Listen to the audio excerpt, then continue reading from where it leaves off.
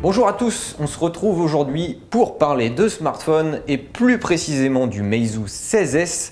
Donc le Meizu 16S, vous vous dites, mais pourquoi Meizu était parti, avait quitté la France il y a 1 an et demi? Eh bien non, ils sont revenus, enfin pas tout à fait revenus, puisqu'en fait c'est un importateur français qui s'est dit, tiens, si j'importais des smartphones Meizu, et il commence avec le 16S, donc c'est le fleuron en fait actuel de Meizu.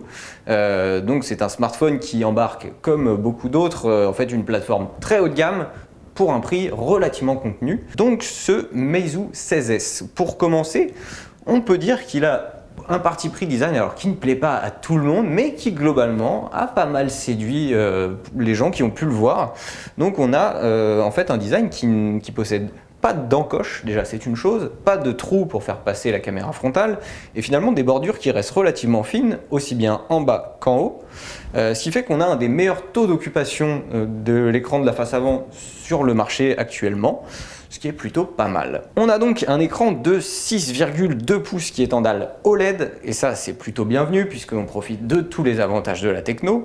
En plus, il est bien calibré, c'est un écran qui est donc excellent, comme on peut retrouver sur bien des smartphones aujourd'hui dans ces tarifs-là. On a aussi ce qui se fait de mieux actuellement en termes de SoC, puisqu'on a un 855 de Qualcomm, un Snapdragon 855. Il est couplé avec 8 Go de RAM, donc c'est quand même relativement bien pour faire un peu tout. On peut faire du jeu, des applications gourmandes, passer d'une application à une autre. Bref, tout ça se fait de manière extrêmement fluide, c'est très bien, c'est très puissant. Si on a besoin de ce genre de ressources, eh bien le Meizu 16S assure complètement. En revanche, ce qui est un peu dommage, c'est qu'aujourd'hui, on a quand même des attentes qui sont assez élevées, notamment sur la photo.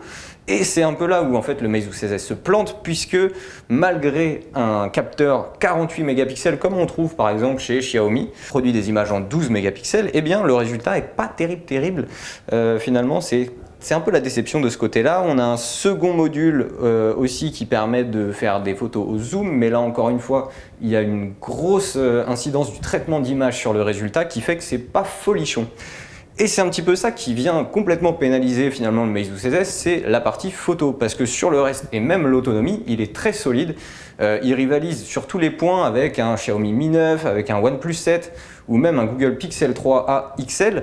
Mais le problème, c'est que comme il se plante en photo, et ben, tous ces smartphones-là lui passent devant et finalement à moins de 500 €, même à 500 € puisque c'est son prix, et ben, c'est loin d'être le plus intéressant. C'est un peu dommage parce que du coup, pour un retour, il y avait quand même de bonnes idées.